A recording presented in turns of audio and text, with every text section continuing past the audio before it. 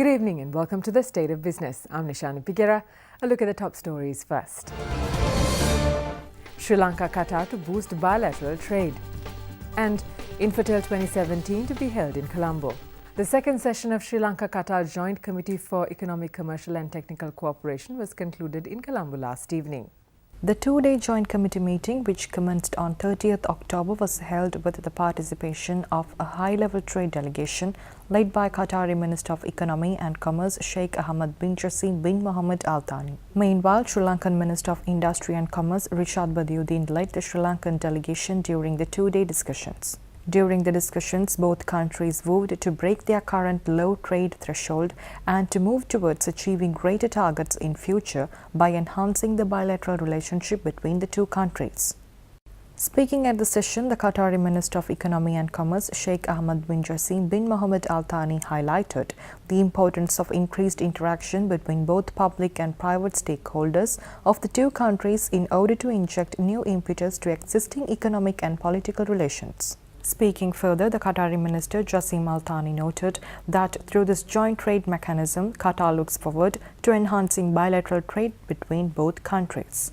The Qatari Minister also noted that the agreement and MOUs signed between the two countries played an important role in strengthening economic relations. Meanwhile, the Sri Lankan Minister of Industry and Commerce Rishad Badiuddin emphasized on the growing trade and investment potential of Sri Lanka, which can be exploited for the mutual benefits of the two countries. Speaking further, the minister underlined the vast potential of the increasing trade volume between the two countries, whilst adding that the Qatari market is an important destination for Sri Lanka. Following the session, the Qatari Minister Jassim Al Thani and the Sri Lankan Minister of Industry and Commerce Rishad Badiuddin signed a number of cooperation agreements and memoranda of understanding between the two countries.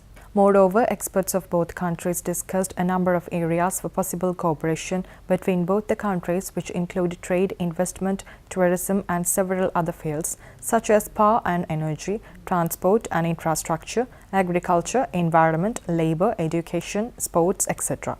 At the conclusion of the second session, an agreement was reached between the two countries to hold the next joint commission in Doha, Qatar.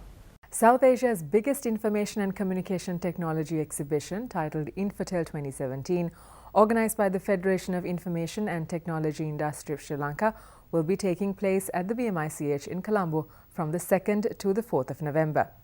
Supported by the Ministry of Telecommunication and Digital Infrastructure and the ICT Agency of Sri Lanka, this year the exhibition will be held under the theme Towards a Digital Economy.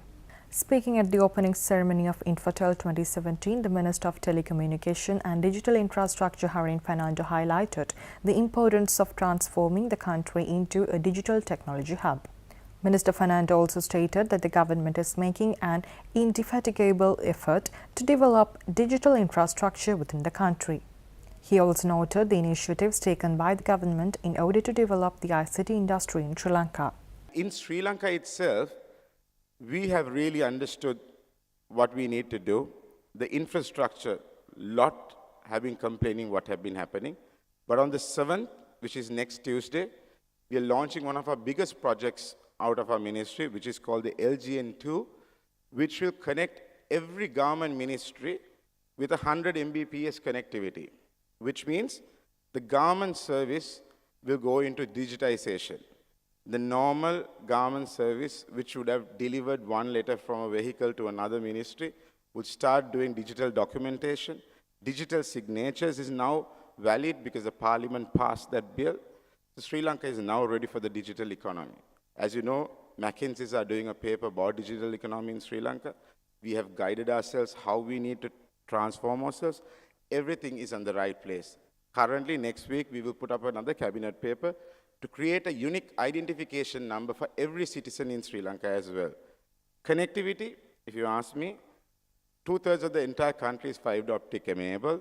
I hope SLT is also somewhere here, but I'm still not 100% happy about the last mile delivery.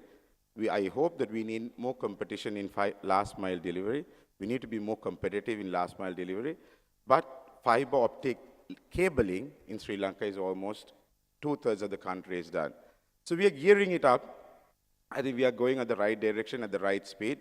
And if you talk about education, by next year, 200,000 students of the country will be getting tablets. We just started a project with Honorable Mangala Samaravira to connect 2,800 schools with Wi-Fi.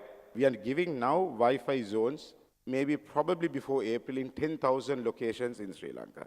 We sit in front 1.7 billion people in this region. So Sri Lanka is an ideal place to start up your business and grow. No longer you need big stores. It's all going to be online. So for all you CXOs, if you all not have started your online work, well, it's very late. It's time to start. And Infotel is one of the catalysts, I would say, has started this. This exhibition will showcase how you need to move, how fast you need to move, what you need to grab. And this exhibition will be a fantastic forum for you all to engage, for you all to move around, for you all to find out what's in the market, what to get, how the world is trending, and to join hands. Meanwhile, speaking at the opening ceremony of the Infotel 2017, Prime Minister Ranil Wickremesinghe urged the relevant authorities to take proper measures to develop the ICT sector within the country. He also noted that the government is willing to back the IT industry in order to successfully harness the digital revolution in Sri Lanka. We are the highest per capita income in the region. So we have to upgrade our skills and go to the next level of development. We cannot be a middle income economy paying the wages of a low income economy. We will now be a middle income economy paying the wages of a middle income economy and then going up. That means there has to be a change in the type of jobs. Now what can you all do to expand immediately? Now we are given the tax concessions. Why aren't you setting up IT parks and IT buildings? There are tax concessions to set up IT parks and IT buildings and even to go in for training. If you are willing to train, we will fund the training. That's going into the budget this year to start off with. If you want additional money, we'll give you additional money for training. Or we'll give you additional incentives. If you can train people and retain them, then after so many years, you can set that off against your taxes. You have to focus on the training industry, on the infrastructure, the brick and mortars, the digital infrastructure, and your exports. Now let's take a look at a few cabinet decisions in brief. The Cabinet of Ministers has approved the proposal made by Minister S.P. Navinna to sign a MOU between Sri Lanka and Qatar.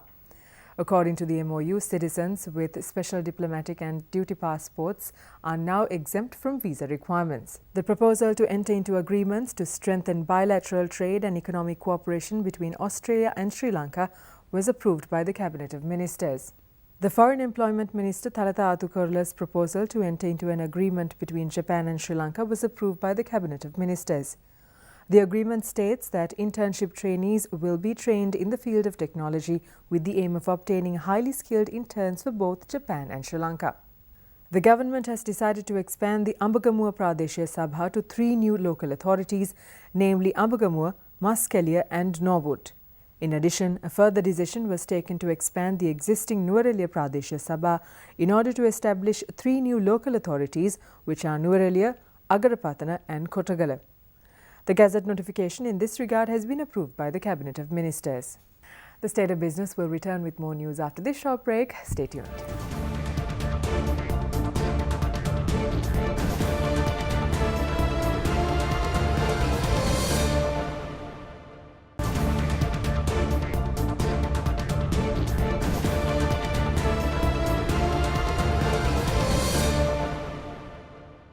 Welcome back. You're watching The State of Business.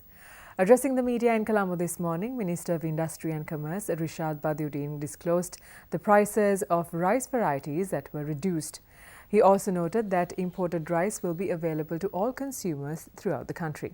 බලන් හිටපු gazette පත්‍රය අද නිකුත් වුණා. ඒ gazette පත්‍රය තුලින් ඒ පළාත් පාල ආයතනවල මන්ත්‍රී සංඛ්‍යාව සංස්ථාපනය වන ගැසට් පත්‍රය අද නිකුත් කරා. දැන් තියෙන්නේ මැතිවරණ කොමිෂන් සභාවට මේ ඡන්දය ඉදිරි කටයුතු කරගෙන යන්න. ඉල්ලීමක් තියෙනවා කල්මුනේ මහනගර සභාව පළාත් පාල ආයතන 4කට කඩන්න. හැබැයි මට එවැනි තීන්දුව తీරන තනියම ගන්න බෑ. ඉතින් රජයට වගකීමක් තියෙනවා മന്ത്രി ධූර වැඩි කරා වගේම කාන්තාවන් ගෙනා වගේම ඒ පළාත් පාලන ආයතන සම්පත් වැඩි කරන්න. The Gazette notification pertaining to the local government's elections was signed this morning by Minister of Provincial Councils and Local Government Faiza Mustafa. The zoning plans for Ambagamu and Nuwara Pradeshya Sabhas were also presented parallel to the Gazette notification. After signing the Gazette notification, the minister noted that local government elections will be held in January next year as previously planned.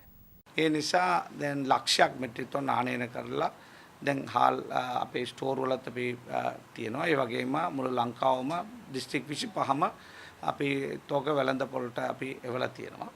ඒ වගේම සතොස්ස ඇතුළු ආපිකෝ ඒ වගේම කාගිල්ස් ලංකාව තියෙන ඒ supply chain සිල්ලර retail chain එයාලත් එක්ක අපි සෝදව සාකච්ඡා කළා.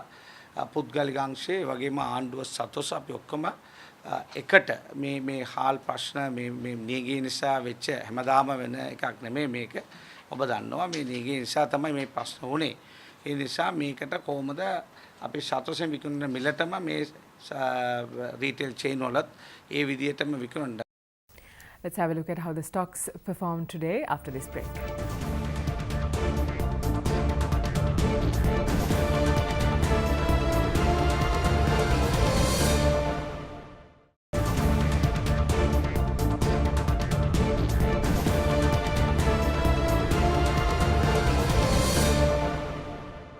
Welcome back to the State of Business. Trading at the Colombo Stock Exchange ended on a positive note today. The all share price index gained 6.84 points to close at 6,624.2, while the S&P SL20 gained 2.82 points to close at 3,902.45. Turnover was 1 billion rupees and 17.2 million shares were traded. Up next are the day's forex rates.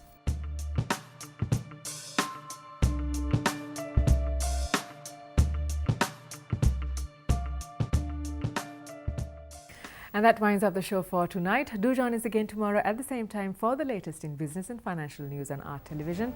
Until then, thank you for watching. Good night.